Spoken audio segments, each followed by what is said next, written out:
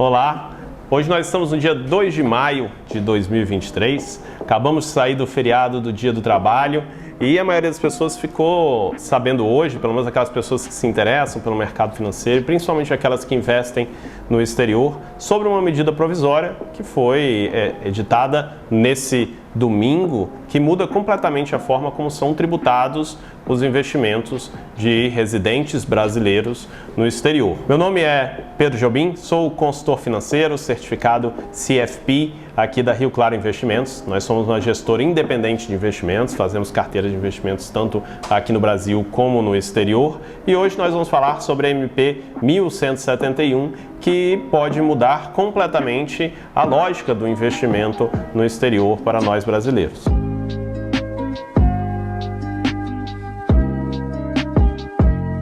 Bom, primeiro um disclaimer, a MP foi editada agora, ainda tem muitos buracos ali, muita coisa pode mudar, ela só é válida a partir de 2024, então nada muda agora e ela tem no máximo 120 dias para ser aprovada ou rejeitada dentro do Congresso, ou o que é mais provável de ser bastante alterada. Então hoje a gente está fazendo uma análise prévia, vamos entender quais são os caminhos que o governo está querendo tomar nessa direção, mas já deixo aqui que o que importa mesmo não é a nossa análise, mas sim a análise da Receita Federal quando ela de fato for implementada. Muita coisa pode mudar, mas é importantíssimo para todo mundo que investe no exterior ou que tem a intenção de investir, entender muito bem os efeitos dessa MP.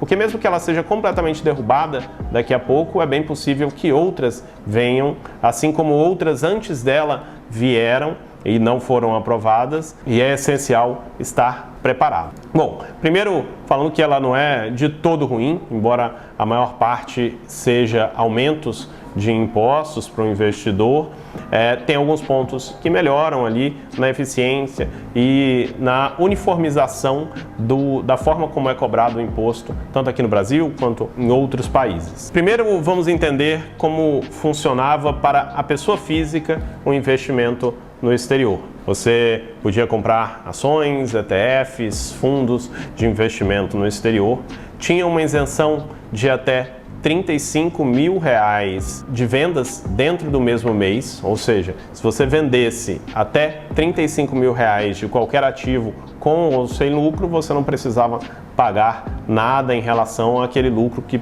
tenha sido obtido dentro daquele ativo. Então, para quem tinha menos dinheiro, você conseguia ali passar uma boa parte do tempo, à medida que você ia acumulando um patrimônio maior, sem pagar impostos e diferindo esse imposto lá para frente e rebalanceando a sua carteira sem se preocupar tanto com os impostos. Assim como o investidor de ações faz aqui no Brasil, só que com um limite menor de R$20 mil. Dados esses R$35 mil, caso você fizesse uma venda superior a isso, aí você teria que pagar uma DARF aqui no Brasil de 15% sobre o valor do seu investimento.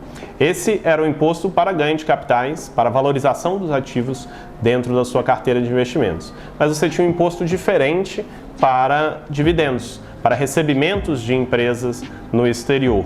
Esse imposto ficava entre 15% e 27,5%, a depender de como você recebia esse valor e da quantidade de dinheiro que você recebia.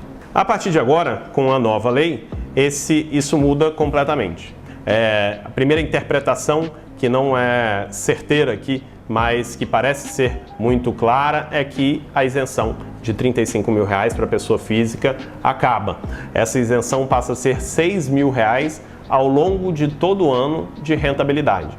Então, se você teve um rendimento, seja de dividendos, seja de ganho de capital, passa a ser a mesma coisa, você só tem isenção até R$6 mil. De 6 a 50 mil de rentabilidade dentro da sua posição, você vai pagar uma alíquota de 15% e acima de 50 mil no mesmo ano de rentabilidade de investimentos no exterior, você vai pagar uma alíquota de 22,5%. Ela diminui para aquelas pessoas que pagavam 27,5%, mas aumenta para quase todo mundo, especialmente para o investidor. E aí um ponto importante a ser mencionado é que, pelo menos para a pessoa física, continua sendo tributado apenas o momento da disponibilização desse investimento.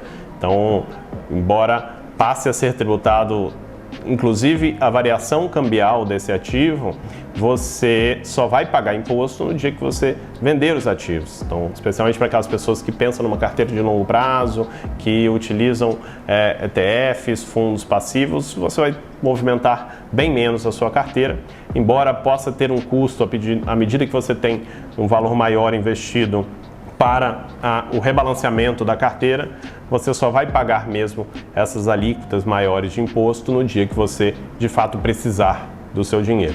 Agora, a grande mudança vai vir para pessoa jurídica. As offshores e os trusts são ferramentas que permitiam até esse momento um diferimento tributário muito interessante para quem tinha um patrimônio maior no exterior. Basicamente, o que você poderia fazer era abrir uma PJ em um país com uma tributação mais interessante que o Brasil, normalmente em diferentes paraísos fiscais, integralizar os seus investimentos lá dentro e movimentá-los como bem entendesse lá dentro dessa PJ sem pagar imposto até o momento da disponibilização desse investimento. E aí você poderia, aí sim, quando você passasse a receber da offshore uma renda vinda do lucro desses ativos, aí sim você teria que pagar o imposto aqui no Brasil.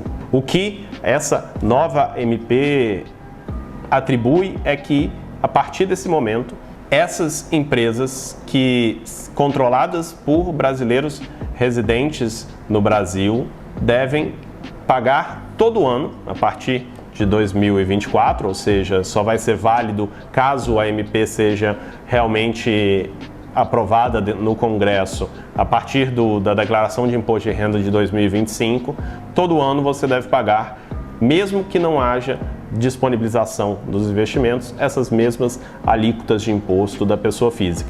Então, por exemplo, caso você tenha uma offshore e tenha uma valorização da sua carteira de investimentos ao longo do ano, mesmo que você não tire o dinheiro de lá, mesmo que você não use esse dinheiro, você vai ter que pagar no final do ano um imposto sobre essa valorização que aconteceu. No ano seguinte, se você tiver prejuízo, você pode compensar no ano que tiver lucro, mas ao longo da vida você vai estar sempre pagando impostos para o governo, mesmo que não utilize aquele dinheiro.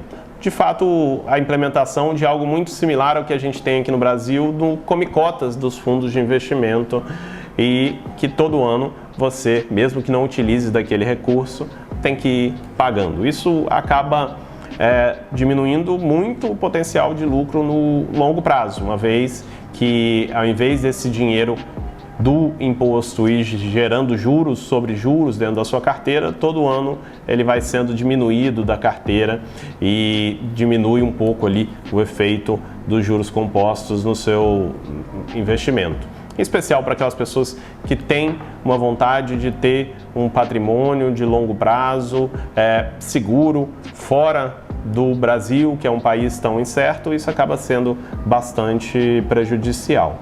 Mas também tem um ponto bem interessante nessa MP, pensando até em filtrar esses recursos e fazer ajustes para trás. Eles abriram a possibilidade, tanto nesse ano quanto no próximo, para aquelas pessoas que queiram atualizar o valor desses ativos pagando uma alíquota bem menor de 10%. No caso, você atualizaria o valor esse ano para o valor dos ativos da sua empresa no último dia de 2022, pagaria ainda esse ano os impostos referentes a isso, 10% do lucro que você obteve, seja se você comprou há 10, 15, 20 anos os ativos, poderia já atualizar e pagar apenas 10%.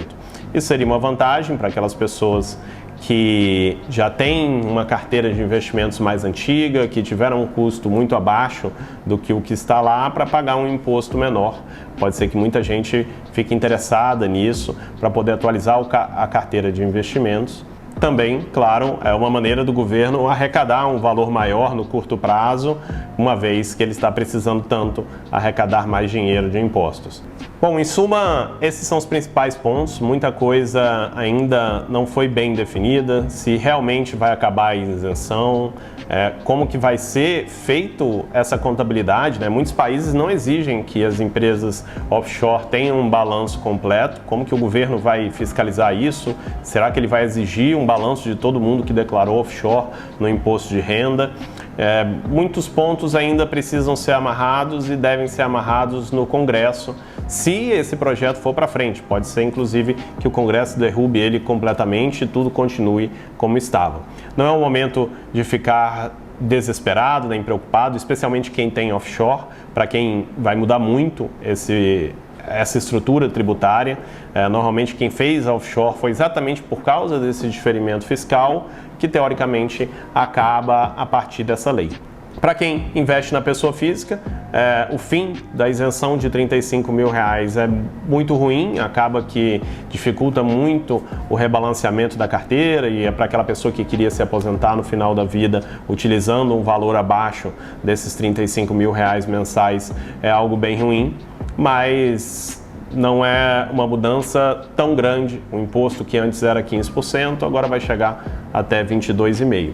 Vamos estar aqui acompanhando para você que investe no exterior, que tem interesse em começar e que quer conhecer um pouco mais desse mundo junto com especialistas e uma gestão profissional. Conheça também a Rio Claro Investimentos e tudo que podemos oferecer. Estaremos aqui, claro, acompanhando todos os passos das mudanças na legislação e como, claro, investir da melhor forma possível, não só para ter o máximo de rentabilidade, mas também o máximo de eficiência tributária. Caso queira conhecer o nosso trabalho, fique à vontade, nós temos aqui embaixo todos os links e todos os acessos para poder entrar em contato conosco e marcar uma primeira conversa.